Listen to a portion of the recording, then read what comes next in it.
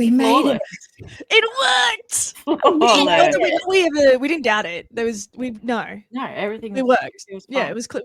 It was smooth. Actually, we were just hanging out so hard that we forgot to go live at first. Yeah, we were having like so much organized fun. That, yeah. Mm-hmm, mm-hmm. Okay, I think they bought it, guys. You have found your way back to Confessions of a Gamer Girl. And you know what? It's a special episode today because we're unsupervised. Mm-hmm. Why aren't we wearing cool hats? Unsupervised. Why aren't we wearing cool hats? We could have been wearing tissues on our noggin. Oh my gosh. What are we doing? Why didn't we do that? Ridiculous. But yes, it is true. I have returned. For those who have forgotten me in the month, my name is Ellie, also known as Twerking Queen. And today I've got some beautiful co-hosts with me, Shay. What up, everyone? How are we? And Kate, you've been my replacement over the past couple of weeks. How's that felt? The shoes were so big to fill that I just couldn't do it, you know? I mean, I may be tall, but my shoes. Ellie's got big ass feet. You heard it first. It's true. The rumors might be true, but I have been gallivanting all over the place. May has been very, very busy for me. I was first in the US for PAX East, which I can't wait to tell you all about. And then I went over to Singapore for a friend's wedding, which was equally as lovely, just a different vibe and different weather, very different weather. Even take me with you. I'm small, Ellie. I could have fit in like a suitcase. You know this. And you didn't even take. I'm the best travel companion. I snooze and eat snacks. It was disrespectful of me, and I thoroughly apologize. I'll accept it this time, but if it happens again, I just don't know I can accept it. I'm sorry. I know, but hey, at least you've been having so much fun over here. I've caught up where I can, but I'm just glad that everything's been going well, and I'm so glad, Kate, that you're here. Thank you. I'm happy to be here, even if Doom's away getting a mohawk shaved into her head at the moment. Yep. We decided last week, and we coerced is such a strong word, but Doom agreed in a fashion that there would be a mohawk. Okay. Yeah. Yep. I'm here for that, and I'm excited to hear it all. There was no falter at all. She 100% committed. Yep. Yeah. And chat is trying to tell you that you're the voice of reason, Ellie, and that you won't let that happen. And I'm trying to tell them they're foolish. You'll be right there putting the gel in the hair with us. Thank you, Shay. I actually think she probably brought it up. We just agreed with her that it's a good idea. Exactly. And just looking for a change. Yeah, exactly. Right. And sometimes you got to do things that are a bit different. How will you grow? That's it. Upwards in a backwards fashion. Exactly. And I feel like she could set off some birds. I think there will be some plover attacks, but that is a sacrifice we are willing to make. It is. Oh, well, fantastic. I'm so excited to be caught up on that. That is a lot of fun. Well, catch me up on other things, Shay. What have you been playing lately? Oh, boy. I don't know. I'm not going to lie. I just was watching the indie showcase, and every game I've ever played has exited my mind as I think of the new ones. But after a month of struggling, League finally bloody works. That's right, everybody. We figured it out. It's just essentially a communication issue between Optus, which is my internet provider, and League of Legends, which is, I don't know, one of the biggest games in the freaking world. And they just weren't talking. And so what they would do is they would wait till I was in lobby, disconnect me, and say that I dodged, and therefore my rank would go down because it looked like I was dodging games, despite the fact that my internet was perfect. Nothing else had any issues. My computer is obviously beefy as shit. Like, it's fine. So I was a little cranky. And then I think actually, since you've been gone, on Tuesday nights I've actually started streaming with 3 other streamers. It's called AD Ha. And I hear what you're saying, Shay. Is it meant to be ADHD? No, I spelt it wrong the first time, and it's now caught on, and now it's AD Ha. AD Ha. Yeah, and everyone says it's really oomph. And so we've been playing Tinkerlands, which has been very, very cute. I've enjoyed it thoroughly. Tinkerlands. Yeah, except for that time where we got a giant slime dropped on us, and then that other time where I dropped a giant crab on us. But other than that, it's been lovely. Well, maybe stay away from giant things. I would, but they seem to drop on us with very little input from. Well, I mean, we may have accidentally summoned them. That's not the point. I was waiting to see how you'd react to, and I'm actually so glad that you and Kate get to be on the same podcast because Kate, I'm going to spoil your thunder. Kate was playing Xena, and her face on the camera reminded me of when you were playing Lara Croft, and you were like, "I want to love it, but Jesus fucking Christ!" It's so hard. It's so hard. I still think about it every night when I go to sleep. Are you sure you don't want that extra copy so you can burn the other copy? I do. I'm just saying. It. Yeah, just put the ashen heap next to it as a lesson. Ooh, well, that sounds painful. So that's what you've been hacking at lately, Kate. Oh, I finished Xena weeks ago, but we've just been going on about it because it was that level of pain. I finished that, and then I finished this. Oh, you finished Rugrats? I did. And now I'm moving on to another game, which is called. One of my friends asked me to play a game called Earthworm Jim. Yes, I've never played. I've heard of it. There was a 1994 version of it, and then they did other sequels and stuff, but then they remade it again in 2010. So I want to play the OG one and then play. But I think the first one was on like Sega maybe or NES. Oh, it's pretty old school. Like it's pretty like old, and I don't know anything about it, but it is. That's good. That's better. Maybe next one on the list. Yeah, I remember Worms, like the game Worms, but I don't think I remember the Earthworms unless it's of the same series and or franchise. No, it's a bit different. This worm for some reason has leggies. Yeah. Yeah, no, don't be hard about it. It's exactly as disgusting as you're imagining. But he has a laser, so it's less wormies in tanky. So I've got a like fun little fur in my eye and I hate it. Yeah, less like worm in tank and more worm shoot you. Okay. Yeah. Right. Yeah. So that one's on the list. Deathly afraid of earthworms. Oh, really? Really, the goopy sliminess, I don't like it. That kid that found that meter-long earthworm keeps me up at night. So that's one game I'm glad for you to endeavor in, Kate. I will happily not see screenshots. It doesn't look like a worm, okay? Like they call it an earthworm. I'm going to call this a stretched out kind of beige-looking poo with legs. Ah, they do. That sounds like an earthworm. Yeah, okay. It's like if you squint, maybe. But you gotta be squinting. Yeah. Yeah. The only other thing I have played lately is I played a demo today actually for a game called Therapy Simulator. So oh boy, what are you trying to tell us? Wow. The simulators never end, hey? They don't. I don't know that we wanted that one. It was not bad. It's only in demo at the moment. It's like, I think it gets released the 15th of July or something. It was fun, but there was, some toxicity definitely came out of me. I shouldn't be a therapist. There was one guy that dump him. Well, this one guy walked in. It was like, so I cheat on every girlfriend I've ever had because I'm pretty sure I'm just like insecure and I just off the rails. Like that's unfortunate for you, buddy. Get out. Every negative answer I could have given him, I did. And it was just, it went toxic from there. And I was like, and that's $200. Get out.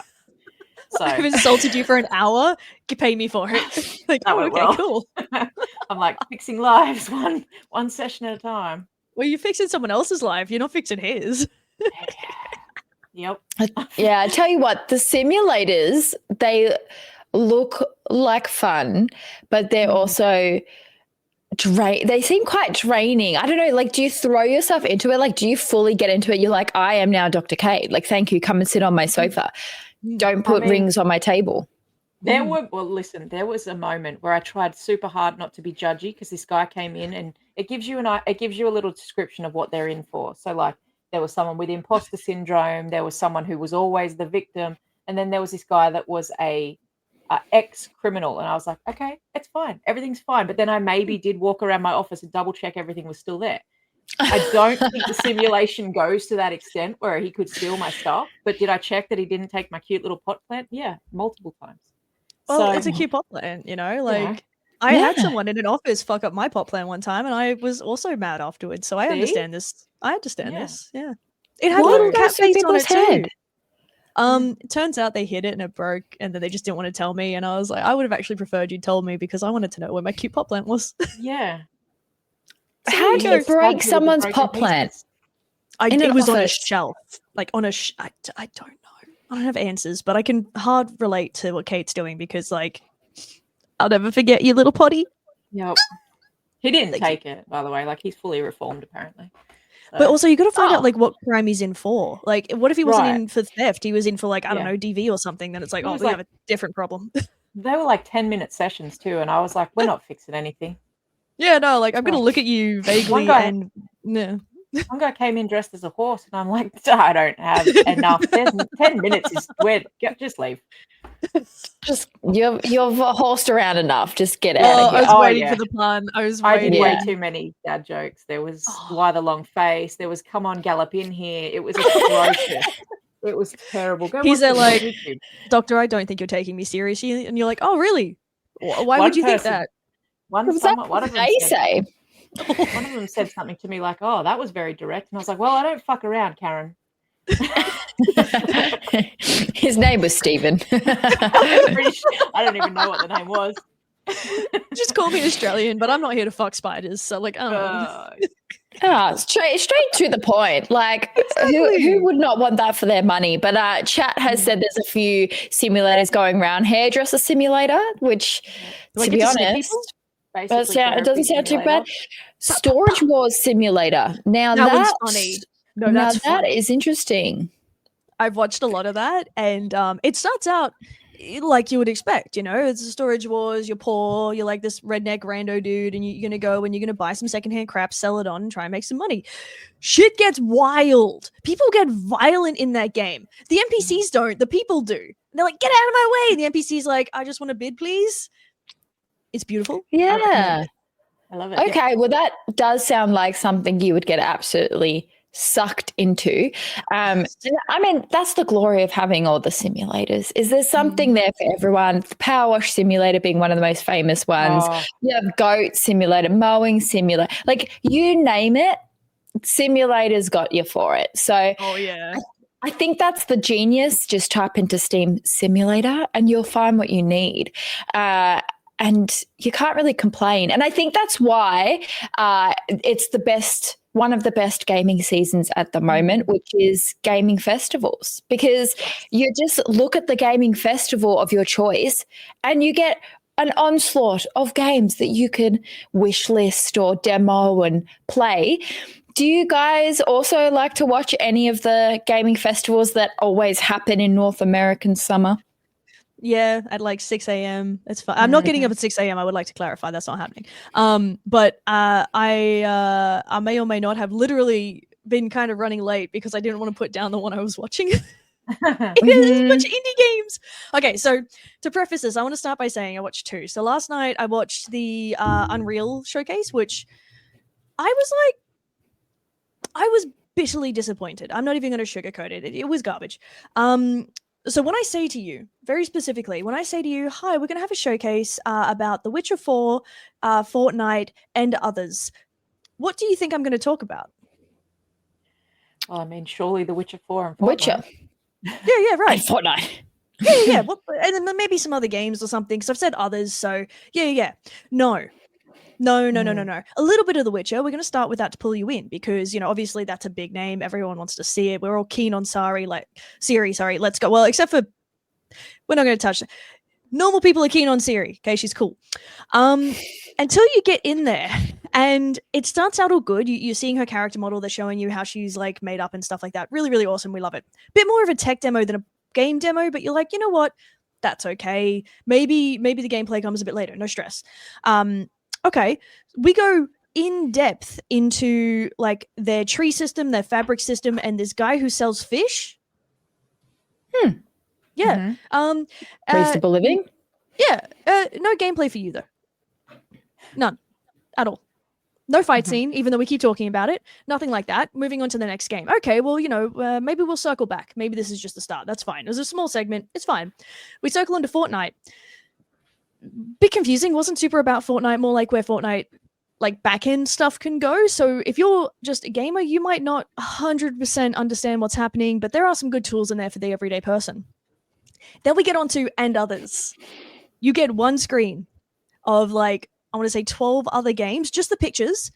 And then from then on, it is all AI. Oh. All AI talk. It Right. was tech and AI, and how AI is going to voice your characters and essentially be in your games to offer additional depth. And it was literally, and it was so additional depth. I think that's those words are triggering. I think the thing, everyone has their opinions on AI. I think we've had multiple discussions on this pod about what we think about AI and what some of our guests think of AI. But for me, when it comes to protecting the human integrity of art and culture and creativity, we can let AI take over as much as we want it to take over. Like if we don't want it to touch these certain things, but want it to touch other things to help efficiency or how we progress through projects, like we love that. Sure. But it just seems such a shame when it comes to like taking money out of people's pockets to use AI for things such as voiceovers. There's so many fantastic actors. You can pay like $50 to do a whole project and they're decent. Like they're not, they're like good. Oh no, yeah, I've paid $50 before when I needed to get a voice actor for an advertisement. So this was very specifically a voice acting, an advertisement voice actor. She nailed it. Like first take, beautiful, no questions, gave me all the audio files I needed. Like this is the people that want to do this. They're so they're so keen. And instead we're getting AI to do it instead of my vacuuming or my dishes. Yeah. Like, we're getting a computer to do what we should be forcing. Like I get it stems back to money and things like that and time, but come on, we need to kick that to the side and say, Soza, this is how we need to create integrity within, for this example, the gaming and developing it's why we've got like so many of the people like voice actors and things for the games industry striking still at the moment. Because they're like, no, we don't want this. We don't want you, A, to be able to copy our likeness, but B, to just kick us out of a job because you got AI to do it. This is foolish. So I watched that, and I'm not going to lie, bitterly disappointed. And then I saw only half of the, I think it's Mixfest. I am already blown away. The indie games that I am seeing come out, the experimentation, the art styles, the new things they're trying, and then the old things they're reimagining and making fun again. I'm so impressed. I really feel that indie games this year have absolutely taken the cake. There's very few AAA games this year that I would pick over an indie game. Yeah. What have you guys been watching? Indie games for sure. Yes. Ellie, with all your traveling, have you had time to like check stuff out? I definitely saw several really cool indie games at PAX. I was beelining. I'm like, I swear they need to have a PAX Rising, because that is personally my favorite part of PAX Oz, is heading on over to PAX Rising. It's just always so fun. The developers there always happy for a chat. It's just a really beautiful like little community, and I just think that they deserve all the praise and appreciation in the world. I do notice that there's not a lot of the horror game genre just at PAX at all. Both times I've been to different countries, because I think it's like a mix of reasons, but one of the biggest reasons, I reckon, it's because they're protecting young kids, because there's a lot of young kids when it comes to the weekend sessions. And if you walk by playing something that's like gory or maybe has nudity or people are swearing, like it's really not a safe space for younglings. And PAX is a fantastic place to get young kids into video games, cosplay, all the like. Families. Yeah, when families come in like their joint outfits, I'm like, you're doing family right, dude. I love it. I love it so much. And I do believe that it should say family friendly like that. I did speak to another PAX goer saying, would you support an over 18 area, that it's kind of like a little booth kind of further back that, more explicitly those little nasty games. Yes, But, like, definitely honestly, not safe for work, those sorts of yeah. things. And Although I also, it would be wonder- fun, like, always looking, and then you're like, oh, I can't wait till I'm 18. I finally get to go back there. And then you're 18, you get to go and back it's just there. scary shit. It's not even Yeah. sexy stuff. It's just spookies. Yeah. Although I Just wonder, jump right? scares.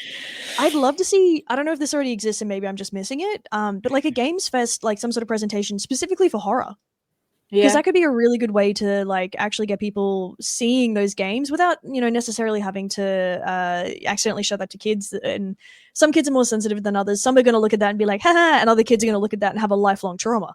So yeah, maybe just like an online Definitely an showcase would be sick. underrepresented part of Yeah. the industry for sure. Definitely. Well, funny you say that because there is kind of one coming up. Oh, really? It's the summer. I believe it's the. Oh no! Summer Horror Fest. Yeah, there's Yeah. the horror. I'm thinking of Future Games Show Summer Showcase, and that's going to have a bunch of Blumhouse games announcements, and they're really exploding onto the scene of horror games. I've actually been beta testing one of their co-op horror games with a few friends. I'm not at liberty to discuss it. Apparently, I'm allowed to say that I'm trialing it and kind of like what it's about, which is just you work with your and it's one where you do have to work with your friends, otherwise you're like stuffed. And that was like super fun. But I am really keen for this Future Games Show because Blumhouse is having several new trailers for their games, and they specialize in horror games. But yeah, Fear the Spotlight was one of their titles, and that was so much fun. I just can't wait to see what they bring, really. But Summer Games Fest in any way is like a big yes for me. A couple years ago, so I think 2023, I had my tiny bestie, so I was up all hours of the night. So I got so much festival watching because I would be like, what is playing tonight? Gotcha. Yep. It's 3 a.m. I'm tuning into this one. So I was able to listen and watch to so many. This year, I don't have this winter for us. I don't have that luxury, so I'm going to catch after 7 a.m. ones. But that for me, Future Games is definitely it. I know PlayStation was tomorrow morning is the PlayStation Direct, so that would be really fun. Has there been any standouts for you yet, Kate? Not really. I'm kind of in a similar boat where the time frames just don't line up for me to be able to catch a lot of them. Like if I do, then I'm a zombie for the day with the kids. So I tend to retrospectively catch most stuff, try and catch up later and things like that. Obviously the bigger ones I try and get especially if I know something's coming up that I want to see, but for the most part I'm out. I'm asleep, and that's just I rewatch mine later as well because there's just not a chance. Like I can maybe stay up till 3 a.m., but I'm not getting up at 3 a.m. It's a very big difference. Yeah, no. But no, yeah, I just catch them later. Like it would be cool to be, part of the chat as it's going, but at the same time, it's such a fast-paced offer moving anything. chat too, though. So it's kind of like. I almost disagree with you there, Shay. Some of them are so toxic and just exhausting. Like the bigger ones, especially the fast pace is fast paced, but like they can be so toxic with complaining and sounding like wussy babies and never happy. And they're like, man, everything's been an L. And you're like, get over yourself. Like you think that this particular this thing is so woke for you. The woke one, don't even give a start. If you're commenting that live, you deserve all the hate comments coming to you. Pathetic, get over it. Oh my God, there's a woman in a video game. You've had to see a woman? You had to see a woman?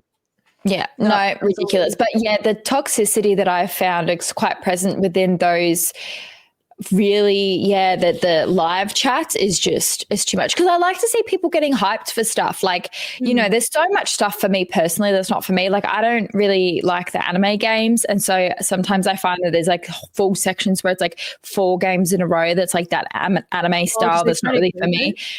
Yeah. And so I just kind of like, I'll just watch. And then you have people swinging in and they're just running their mouths. I was like, why do you think it's beneficial for you to bring such negativity to the community? I just don't understand it. Like, sure, you could say like, oh, that kind of doesn't live up to my expectations or, something like that. But do you have to always be like Suki La lying. That's my issue with it. No, there was a few games I was watching for the mixed one as well, and they weren't my cup of tea. But like, I could honestly sit there and appreciate the art style. I could appreciate the skill that went into building them. Like, sure, I might not want to play it, but clearly somebody does. And even if somebody, it's still impressive that it was made. I find that at PAX Rising a lot too. Like, a lot of the games are not tailored towards what I would play, but I can sit there and talk to the developer and see how much they've put into it, and it makes me go, look, I'm at least going to sit here and hear what you've got to say, because I can see the love and the effort and and there's so much put into these games. I can still appreciate it, even if it's not a style I'll play. You know? Yeah. And just the passion and how excited they are to just talk about their project, which is absolutely fantastic. I came across one that was like kind of relatively spooky. Like, it wasn't a horror theme, but it was like a spookiest game. So I was watching, and I'm a bit funky. I don't really like demoing the games at places like that, which I know a lot of people love, because I just find it's very distracting. I'm trying to concentrate on a game. A developer's trying to talk to me. There's people lining up behind me. There's always people walking by. I feel rushed because there's people lining up to want to play. Like, it's just not the environment that I want to like really sink my teeth in demo games. So I like to watch somebody else play, like a little creepster, and take one of their cards so I can either wish list it or demo it when you get home, sort of thing. But I spoke to this one developer, and he was so passionate, and it was just him and a bunch of students. And it's really crazy to me that, I mean, not only am I very past uni age, but that there's younger folk like that, uni age kids, demoing and showing off their game at PAX. Like, that's pretty crazy, and they're so keen on it. And it is quite funny because I'm part of the Discord. I like jumped on straight away on the Discord, and this was not PAX last year, PAX year before. And they were like, yeah, we're going to have the demo up like a month past PAX. Like, we can't wait. It's still not up. It's still not up. So I won't shut out the game. I don't want to read them for filth, because I still am a part of that Discord because I'm excited for when it jumps up. And I also just want to, even if I didn't get onto it, I want to support an indie developer so they know that there's people, keen and supporting in the background, and we'll spread the word. But yeah, it's funny that it hasn't kicked off the ground yet. But I'm just stoked that they had the chance to be there, really, and it doesn't matter if they're developed or not. That's what I think is so good about the PAX Rising section. Like, I went to PAX in 2023, and I spoke to a really young girl during one of the meetups, just in a networking kind of environment. And she was like, oh, I'm making this game, and I'm really hoping to get some funding behind it. And the next year she was in PAX Rising, and I was like, what?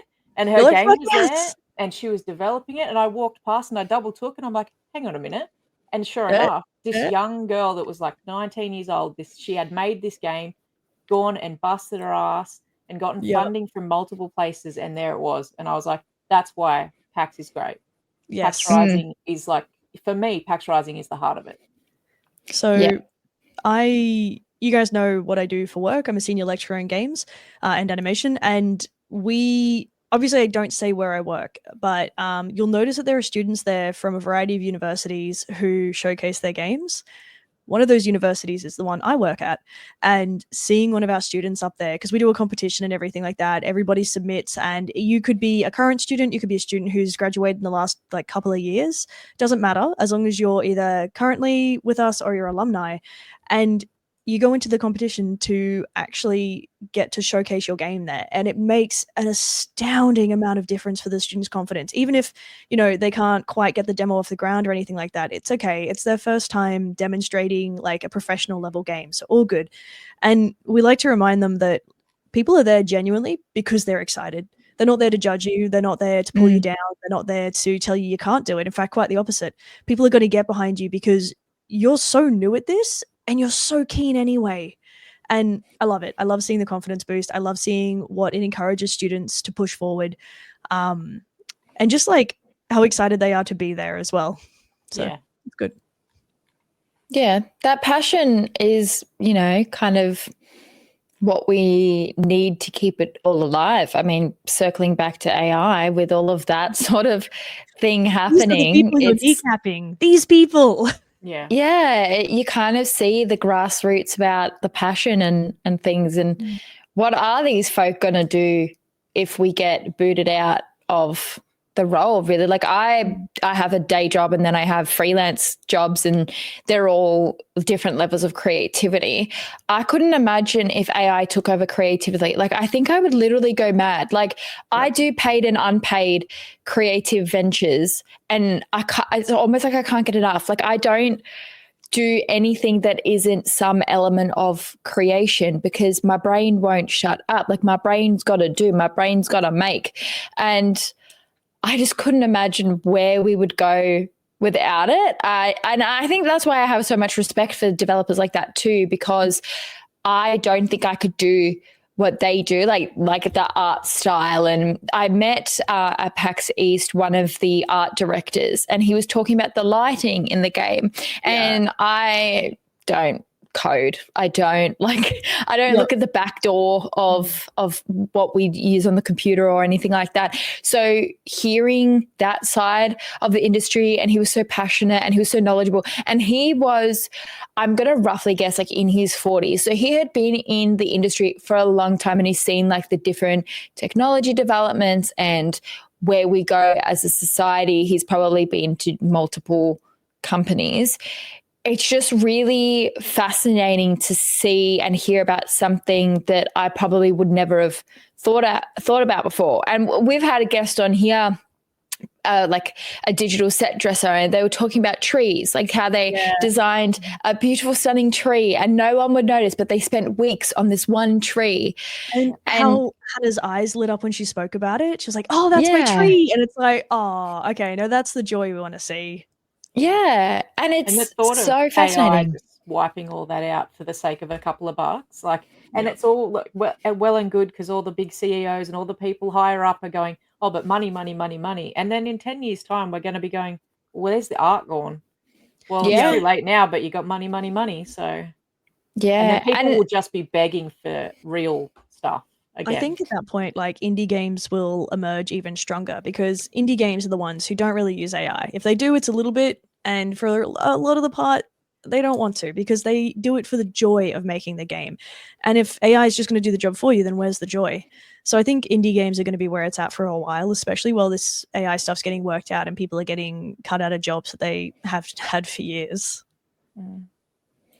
Well, with money kind of getting funneled into the gaming community, it kind of gets funneled in different directions, whether that be indie games or at the moment we've been seeing a lot of live action remakes and inspired by creations.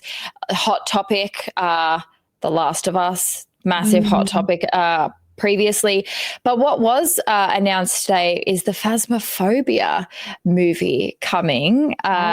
I didn't see, I think it might be next year, or maybe they're starting production, something like that. No official word, but I would love to know what you guys think of a Phasmophobia film, because I think that it's such a basic, I mean, I say this with love, basic game, basic premise game that you can keep playing and playing and playing. What way would they go unless it's just paranormal investigating to make a film? Are we just giving Conjuring vibes to the game, or what are we like? Are we just giving a family? I think that's what they could do. Yeah, I wouldn't be mad. No, because like what they did to get that game was they broke down essentially the format of horror films and went, okay, so what is it that, like, why would you be in there in the first place? What are you doing? What are you fighting? And that's through breaking down things we've already seen. So other horror games, mostly movies and things like that. So putting it back into movie format, I don't think that's hard, but I think making it different and interesting is what will be hard, because you're right, it is basic. It's fun. Basic doesn't mean bad, but it is quite straightforward. You'll go in there with a family that has all the tools out in the shed, and they've got a I don't know. I'm going to get eated by the lady who comes down the stairs backwards again, okay? She's going to shut the door on me and I'm going to get eaten. I mean, I can see how they could do it, but you're right. Like, how? They're going to have to develop a family or something, and it's always a family. Usually a family has moved to a new house and they're like, we're getting haunted and we don't know what. I want to see one where like someone just pissed off grandma so she came back and they're like, no, we've lived here for 20 years. This is a new haunting. And they're like, Yeah. Who do you annoy? Like, Yeah. Why Yes. is it always a new family? Like, yeah, come on. yeah. Like, it's got to it's start always somewhere. it's always the same family, right? Like, oh, we Mhm. just came across this really nicely priced house and it's so beautiful. Yeah. What are the chances? And nobody has died here because the realtor didn't say they had. And it's like, Yeah. go check some fucking records. What are you doing? Jesus Christ. Literally the next scene they get on, get on the internet and there's the news articles everywhere and they're like, Terrible "Oh my fire. god." Like, you didn't The Google the kids are house before you bought it? Yeah, The kids are talking about it at school. You live in the creepy house. What do you Exactly. mean? And then, But and then they nobody talk knew. Oh, yeah. But I mean, it is by Blumhouse, which is my babes. Okay. No. My babes at Blumhouse, which I would love if they collaborated with Atomic Monster, which is James Wan, who did Saw. That's his company. And James and Jason, the JJs, are besties. They come together and create lots of films together, actually. So Phasma, I think, has a chance. I mean, I was very, very excited for Until Dawn. I even scoured the internet to try and go to the premiere, which COAG alumni Lishi was so kind to invite me along to see the premiere. So that was so much fun. But I will say about it is it a good horror movie? Yes. It's not a bad horror movie. It's not a bad horror movie. Is it a fantastic horror movie? Sorry, it isn't. Is it an Until Dawn movie? I'm sorry, it is not. And it was the only, I mean, spoiler alert, I'm going to say some things. If you haven't seen it, don't listen. You've had enough time though. What are you doing? The ending ties it together to Until Dawn. I won't mention what it is, but you're waiting to the end to see how it ties. We all know Dr. Hill is in it, who is from Until Dawn, but you don't really know his position and things, and you don't know what he has to do with it. But he's in Until Dawn, and then the very, very end, it ties in. And I don't know. I appreciate the filmmaking side of it because they were very true to what we've been talking about tonight. They wanted to bring it back to old school horror. They didn't want to do CGI. They didn't want the Wendigos to be, very starkingly different to the surroundings. They had lots of costumes, lots of makeup. I really appreciate that from a craftsmanship element, but I can't help but compare it to, say, Alien, because they were also in costumes. They were people in costumes, but they were so animalistic that you wouldn't ever know unless you're like me and you're an Alien nerd. They didn't really hit that note with the Wendigos. They just gave The Walking Dead. They just gave people in a costume. They weren't like crazy runaway. And I think that was the soul of Until Dawn for me, the scariness of these Wendigos. You got to learn about this cultural icon. Well, maybe I shouldn't use icon because the culture is actually very afraid of them. This cultural, spooky little friend. You got to learn about them. And I think it was just not executed very well. Kate, had you seen it? Do you have opinions? No, I haven't. Which is unlike Have you played me, Until Dawn? normally, I haven't. No. Kate, No. I know. and you're my replacement in my big shoes, and this is what I get. That's what I said. I said they're too big. I can't do it. It's The true. Until Dawn's at the front where your toes hit and everything. Yeah, no. Are they clown shoes? I've watched it, but I haven't played. Maybe. I've watched the gameplay through, but I haven't. Oh, played that it. still counts. That's good. Yeah. That definitely still counts. I feel like that's almost borderline listening on Audible versus reading. You're still participating in the plot. You're just not. I didn't make the decisions, but I watched the decisions be made. Yes, very, very true. What wasn't necessarily what you were going to pick. Who knows? But you're enjoying the journey nevertheless. Exactly. You're being forcibly taken on. Get in the car. Yeah. We're going. I'm judging the person playing the game. Did they have dictation? Did they talk their way through, or did you watch someone that was silent so you got the movie experience? Yeah. Yeah, because it does add a bit. But I used to watch PewDiePie's one over and over because I thought he was so funny. PewDiePie back in the day used to be so funny. And he just made me laugh with Until Dawn. And it's stuck in my head all these years later because it's very, very old. His playthrough is when Jessica, the pretty blonde girl that's meant to be the hot girl of the group, they zoom up on her jeans too much. I'm sorry, I've got to say it. They zoom up on her bottom in her jeans too much. Anyway, when they would do that, he used to sing booty, booty, extra smoothie. And now it's like forever stuck in my head. Like that's all I sing, like booty, booty, extra smoothie. Like it's just stuck in my head. And I think it's just cultural for this point. No, I love it. I also had to watch it through because unfortunately you guys know the drill. Motion sickness, even when we don't expect it. I think I actually watched Jacksepticeye play it. And you know that man is funny as hell. Like, I can't remember... Honestly, from his videos, what I take away is yelling. And some screaming when he does get jump scared. I've also watched Rico play through it and stuff like that. So, yeah, the Until Dawn, nah, keen. But I haven't seen the film. Although, if we are on films, the makers of Talk to Me have released Bring Her Back, which is meant to be absolutely horrific. So, while it's not a game film, it is Aussie, and I'm so keen. I'm so keen. Oh my. Yeah. We'll have to definitely see that and chat because I've heard that it's Spooky Doodle, and I was watching. It was just before Until Dawn and the trailer came on, and after the movie, didn't even text my friends who are like, I have a little horror group chat with a few of my friends that all of our partners don't watch horror, so we all book in dates every month to like watch a horror night together. Didn't even tell them about Until Dawn. I just texted them, this is what we've got to go and see. Like we have got to go and see Take It Back. So it's definitely something that I'm going to jump on. But that's what I'm hoping with the Games Festival is something I can sink my teeth into with horror. Because I don't know, I think I've just finally admitted to myself that that's my genre. That's what I really enjoy. There's nothing wrong with beelining for it. I mean, heck, I've finally made my return to streaming on Monday night. I played Zombies and I was like, I'm not getting jump scared for once. Was it uncomfortable? Who am I? You're like, I don't understand. Although I did watch one of your Zombies get yeeted into like the atmosphere, so they did. By the pizza man. He really he doesn't fuck around. Oh no, he was a picky bitch. I didn't know the premise until one of my followers pointed out that like you have to get all like 600, I don't think actually there's 600, it's a 400 Zombies from the start to the end. So you have to keep playing it continuously, going through all the different pathways to get like 400 Zombies to the end town where you will then become like a town. So you, and I'll have you know, you play 16 Zombies at a time, 16.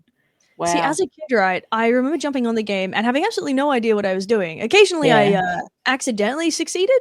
I didn't know how. I just tried, and I was like, maybe. I don't know. I mean, it didn't throw them, so. It's just a lot of pattern recognition. It really is. And it did make me realize that I now know why that game was in primary schools and accessible for children to play. Yes. Dare I say mildly unsupervised, because I remember mainly playing it like wet day and tide table where there's no teacher over your shoulder sort of thing. Yep. And it was a lot of pattern recognition, a lot of like trial and error, like genuinely like really good lessons for small children. And now that Rico pointed out to me that it was remastered, I was blind to it. I was just like, oh, this is just what Zombies look like, because it looked like that to me when I was a kid. Yep. So I thought that it was just the same. When no, honey, you played with like 3 pixels back in 2004. Totally. It was like squares you could see. I was talking to him about it and I was like, yeah, they've remastered it. It's back on Steam and everything. He's like, what do you mean? And I'm like, it came out recently. I don't know. And he was like really intense about it. And I was like, oh, cool. We seem to have both had the same issue trying to prove to people that game existed because we couldn't explain it properly. A little blue man that I have to like get through puzzles. Yeah, creatures with no arms. And I've had the Zombies because I went through a phase where I was trying to find games from my childhood and Zombies was one of them. And I've had that sitting there. And I played it briefly, but it was kind of like The Sims. You pick it up, you drop it. Yeah. They were in my my Steam library, and I was like, I feel like just playing something unhinged, just out of pocket. Yes. And Zombinis was there because I also was talking about Happy Land. Did either of you play Happy Land? No. Happy Land, you play as a little doggy and you have to, it's like a platformer, side scroller, and you have to jump through and collect the little people. Oh, they're not people though, they're little like creatures, and you have to free them, and then you go through the land and you free them, and then they follow you, and you can accidentally kill yourself or kill them. I do know this game. Actually, one that I did see recently, again, motion sickness, so I'll get my ass kicked. But have you guys seen The Midnight Walk? Yes, I saw that in one of the festivals whenever it was released, like ages ago, and I was like, that's something I want to play. And I'm so glad that it's got hype, because I am cheap and I only want to buy stuff that is actually good. So I like to hear when people froth it, because I'm like, I must. Someone called it like a cozy horror game. They're like, oh, this is so cozy. I love this horror game. And I messaged my friend who runs Quest Daily, Julian, and I was like, Julian, is this an oxymoron? She's just called it like a cozy horror game. Like, what? No, it's like how do I put this without? Because I'm not spoiling this one. This one's new. People haven't had a chance. We will not have spoilers on this one. You will absolutely get the shit scared out of you, but you will absolutely have cozy, wholesome moments. And it's strange to have in the same game. Now, keep in mind, it's stop motion. It is absolutely gorgeous. It gives it just 110% Nightmare Before Christmas vibes. Okay, we're talking the cute monkey houses. We're talking like really fascinating characters, and some of them really, really cute. Other ones, not sure you should look too closely. You'll find out. I would 110% recommend playing it. I'm watching a playthrough and I'm nearly all the way through, and this is a 4-hour playthrough, and I've just been watching nonstop. And I'm totally okay with that. I'm invested enough, and I'm so interested in the progression and the character development. That's right. Character development. I cannot recommend it highly enough. Well, there you go. And is this something you've just been playing in your free time off stream? No, this is something I've been watching a playthrough for. So I started watching it because I was like, okay, can I? Because much like you, I don't want to buy a game I can't play. So I'll often watch playthroughs first. It's like, will this make me sick? Am I going to be able to play this? And in all honesty, for me specifically, I think it will make me unwell. But that's because I have very intense motion sickness. For anybody else, I don't think it'll do that to them. I think they'll be fine. So what about those glasses? Have we asked you about those glasses before? And they're like round, and then they have the liquid. No, they have the liquid in them, and it's meant to be good for motion sickness because the liquid will stay still, and then so your brain has some sort of level of stability with it. Have you seen them? No, I haven't. I could try them out, but because my motion sickness geeky is as hell. Oh yeah, they would. I imagine they would look great. But they go with the ears. No, because mine's tied to my colorblindness, I don't think I can actually do anything to correct it. That's hard. Like, to try maybe a little bit, like if anyone's got a spare bit of color vision that they want to chuck my way, I'll take it. I'm okay with that. Yeah. If you're not using it, I can take that from you. I don't know how we're going to install it, but we'll find a way. Imagine, I'd be unstoppable, okay? Unstoppable. And probably I would never see outside again, but that's not the point. Imagine all the games you could play. You could finally take on the spiders of Hogwarts Legacy. No, that's not colorblindness. That's just arachnophobia. That's different. I was going to say, talking about how she uses the arachnophobia setting, the blobs. Oh, absolutely. And then she just fights blobs. And it's laughable because, I go, haha, it's a video game. But if you presented me with lifelike, I was going to say gummy worms then because I'm just hungry. Earthworms. Yep. I don't think I could do it. So Kate, you've kind of. I won't tag you in my ears. Yeah. Oh, it's quite pixelated. Like, I played a game today that jump scared me. It jump scared me enough for me to stare at the camera and abuse the developer a little bit.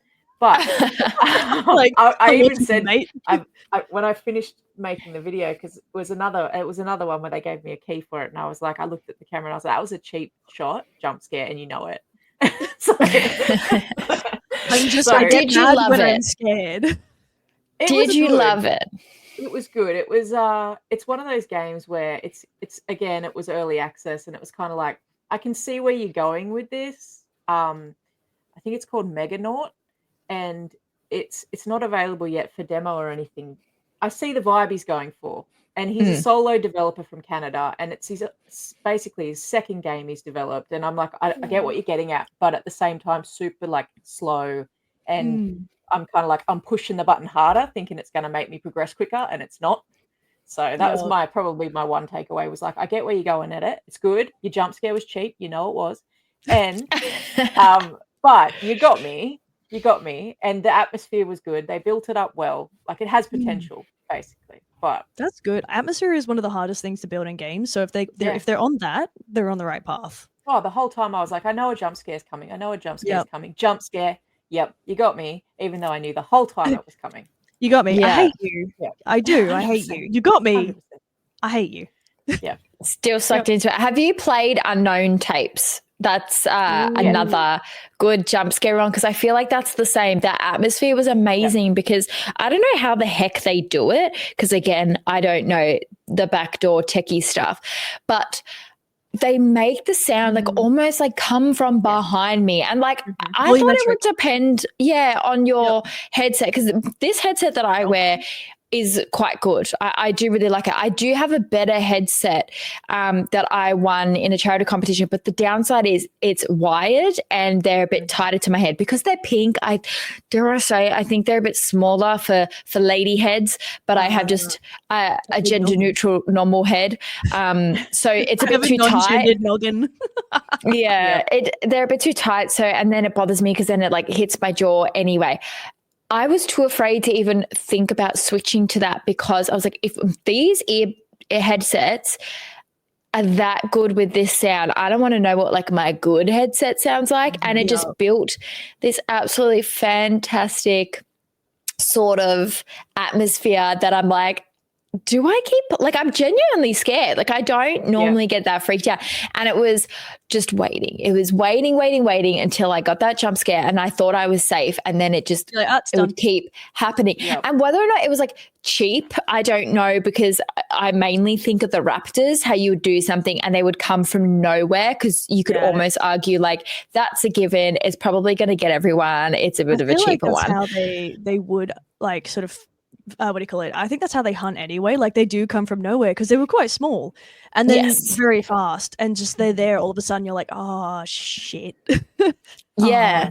But I just love jump scares, so I was okay with it. Yeah, I do too, and I do love that atmospheric build up. Like the whole time I was walking down through this sort of corridor, and I'm like, I can hear you. I hear you. I hear the sounds. I hear you're building up that music. I hear it. And then I'm like walking along. Everything's fine. Oh, the music's fading away. Jump scare. You son of a bitch. Yeah. You built me up. I was ready. I was locked in. I was listening. You waited. And then that sound thing you're talking about, Ellie, that can actually be achieved with like a cheap set of headphones. It's all in like what you do with your game. It's actually not confined to the type of headset you've got. That being said, you are right. The better the headset, obviously, the better the sound. The more scary, the more spook. So it's actually something that can be done reasonably easily. It's something I did when I put together a VR experience, because I had gnomes laughing around you and you had to track the gnomes by their sound in VR. So you had to go hunt them down. And so, of course, I needed it to come through, wherever your gnome has spawned, and you've got to go find it.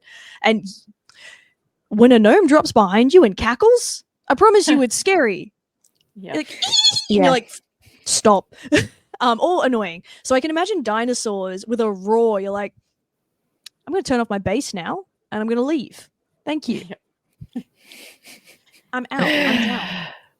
But I think like little techie bits and bobs like that, like really make it. I truly think they do. They really make it. It's quite beautiful, really. It's just like, I wouldn't have thought that would kind of contribute to my emotion. And I think it's the same with more beautiful games too, something that looks absolutely fantastic on screen and they add like the most beautiful soundtrack. It just really contributes to the immersivity. That's probably not a word. Immersiveness. Yep. I don't know. Immersiveness or immersion. Yep. Immersion, that's the word. And I think a lot of people play games for those sorts of things. You want to kind of get out of the everyday hustle and bustle in life, and however you might be feeling a bit overwhelmed, or Dude, you if just I'm want anxious or, to like, overwhelmed, unwind. I would much prefer to go fight a dinosaur, dude. I'm keen. Like that I can solve, right? That I can solve, or I can turn it off when it gets too much. Life, I can't solve that, and I can't turn it off. So I'll play my video games, and it will help me regulate, and then I can go back and I can handle the big scary situations outside that unfortunately don't involve dinosaurs. Arguably, they could be improved with dinosaurs. Yeah, For now. I always find that Well, the that's music my and thought. stuff too will change whether or not I like the game as much, for sure. Like 100%. some If of it's the music annoying, that they bring into it. Even today playing that therapy simulator, at one point I stopped and I was like, man, this soundtrack is just given Shire and I'm all here for it. yeah. Like, it's just Get out. I would stay at my psychologist clinic longer if they had Shire music playing. exactly. I would too. I'd be like, excuse me, sorry. I know we don't ask personal questions. Are you a nerd? Can you? Are you a This is nerd? not an insult. I'm trying to find fellow nerds. I have blue hair, literally. Come on. And then, you could have metaphors in therapy, and it's just going to be all like, Lord of the Rings or fantasy related. Like, oh, do you remember when so and so did this? Well, that's very similar to what you're facing at the moment. And I feel like that would help more of us, really. Yeah. I'd I'd be be cool explaining with my that. day and they'd be like, this is really feeling a lot like Mordor. I'd be like, Exactly. yep, You're nailed like, it. honestly, right on, right on. I'm Remember not that delivering time nothing, but we're on the side of the mountain, there was lava and shit. That was today. yeah, Yeah, the lava that was the today. problem. Yeah, Mhm. yeah, it was Mm. very lavery problem. I'd get behind that. I feel like that'd be a Yeah. great tool for communication. Oh, I'm gonna tell yeah. my Do you therapist. feel like 11sies too? Like, let's go. Yeah, It's, exactly. it's an element of connection. And I think that's what gaming is just beautiful connection.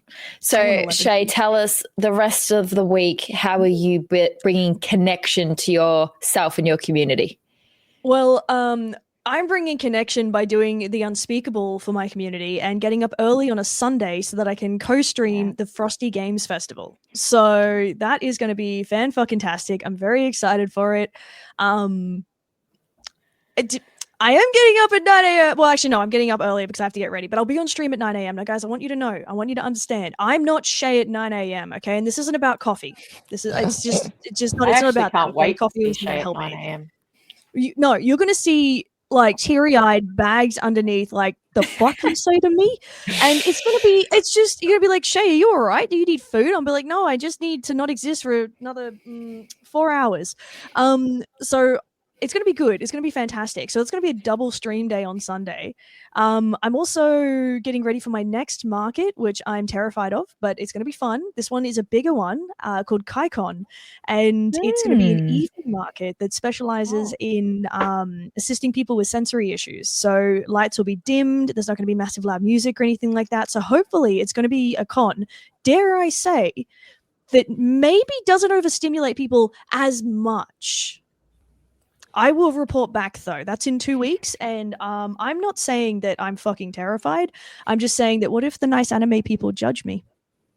I don't know. It's They right there in the won't, title. Nice. Well, that's my thought, right? But my anxiety's like, but what if? So Well, there I you go. think if it's in the title, you're allowed to just, Yeah. smother them. Exactly. Well, this is valid. I'd be like, you didn't fit within my title, so I'm so sorry, Kate. Literally in the title. So. Yeah. I'll call you up. I'll be like, Kate, you're gonna have to tell them the like terms and conditions, and I'll just turn the phone. We literally told you be nice. So yeah, it was like this is the one rule. So yeah, honestly, more streaming, having a fantastic time doing that, and more art, and just generally being a lot more creative. I actually got a sewing machine today. I'm gonna make my first ragdoll. Stop, holla. I love my sewing machine. I'm obsessed with her. Wait, she's can my you see best it? friend. I made a bunny. I made a little bunny. I love him. And now my next one is going to be, for those who know their early 2000s cartoons, Ruby Gloom. I'm going to make a Ruby Gloom ragdoll. So that's me sorted. That's me. I'm good. I'm happy. Next is Coraline, okay? Let's face it. Oh my gosh, stop it. Yeah. No. Oh my God, yes. Well, you're a busy gal. God, I am. I hate that. Gross. I'll never do it again. Yeah, stop. We'll see you at 9 a.m. Don't threaten me. I thought So it sounds like Kate's catching it. Yeah. Oh, I'll be there. Well, wait, are you co-hosting or are you going to come and like cheer me on because I'm going to look like I'm cheer dead? you on. Yeah. Oh, actually, as well, Rico's doing the Spanish translation for all the subtitles. Oh. So that's really cool as yeah. well. Yeah. Yeah, he got involved because he applied, but they had somebody, and then somebody dropped out literally this evening. And just before I came on, he like 6 minutes beforehand, he's like, "Oh, I just got this email. Oh, I have to get it done in 48 hours." Oh, Okay.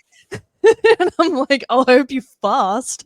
So yeah, we're gonna do our best to make sure we can help out as much as possible, and it's gonna be a good weekend. Yeah. nice. Kate, what are you up to? Oh, well, actually, on the note of creativity, more recently I've started drawing again, which I used to do a lot of. And so today, actually, I bought one of those light boards that you can Yes. sit and draw on because it makes it a bit easier. Yes. So I did that, and I bought some proper pencils and stuff, and not ones that my kids have taken and ruined.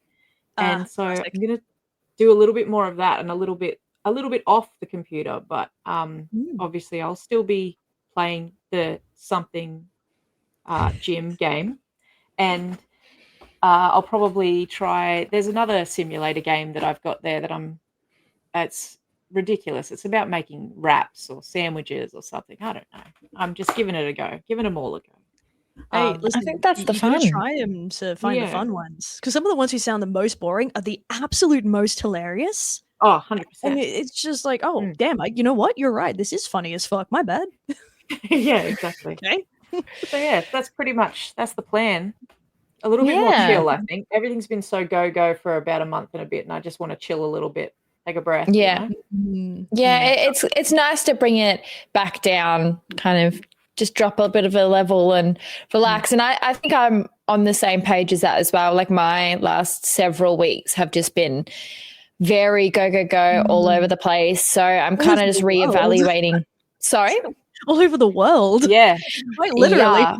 I had 7 flights in a week and a half. It was a lot. Like it was a lot.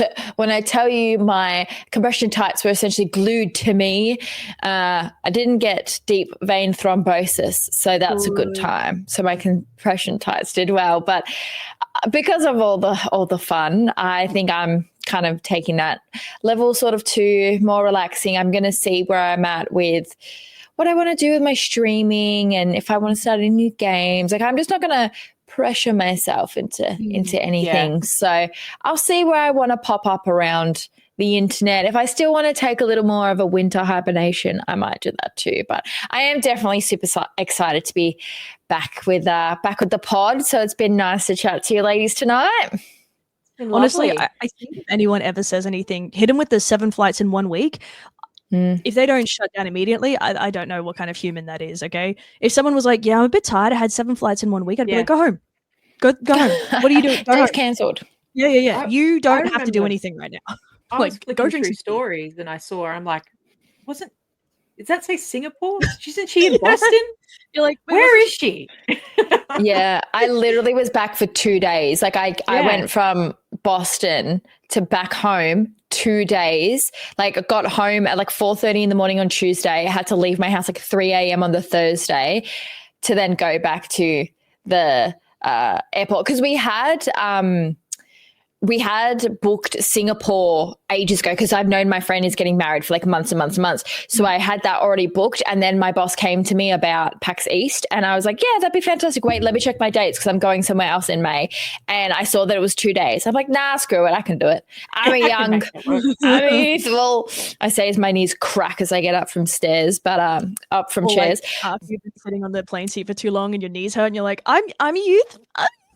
Yes, that's why I sat in the aisle so I could get up as much as I wanted and I could drink as much as I wanted. I bought this bottle for it because I was like, that way I don't have to get rid of my Frank Green. This is 1.25 liters and I just constantly would drink. And I would chat shit to the air host and hostesses at the back because they would just give me snacks and fill up my water. And it was almost like they wanted to talk to me, the gal that never sleeps on the 18-hour flight. So... They're probably bored out of their mind too. And like you're a tall girly, Yes. so I'm assuming you needed that leggy space. I just needed to stand up. I had to get the blood from my toes to my brain, I had to get there somehow. But Hey, I'm back now. I'm back with you, lovely ladies. We've been gaming. We wish Doom all the best on her events this week and the next, I believe. It is, yes. Yeah. So we will be unsupervised once more. This is not the final time you have seen us. There will be hats. Yeah, I'm so sorry we failed on the hats this time, but that won't happen next time. We're coming with something. I don't care if it's a tissue actually, no, I've got my pilot hat from my fundraising. Or it won't I've go got a with captain my hat, I headphones, think. but we can make it happen. We can make it work. Yeah. Don't worry. I don't care if we have to make it out of a piece of paper. We're making it happen. Next week is when you want to tune in. So thank you everyone for joining us tonight. We've thoroughly enjoyed chatting to you. Please let us know in the Discord if you are watching any of the festivals coming up, because June is smashed for it. Like we said, it is Northern Hemisphere summer, so all the game festivals come out. Get cozy, watch them all, and definitely chat to us in the Discord. But we will see you all next week. Thank you again. We will. We will see you. Bye-bye. Bye.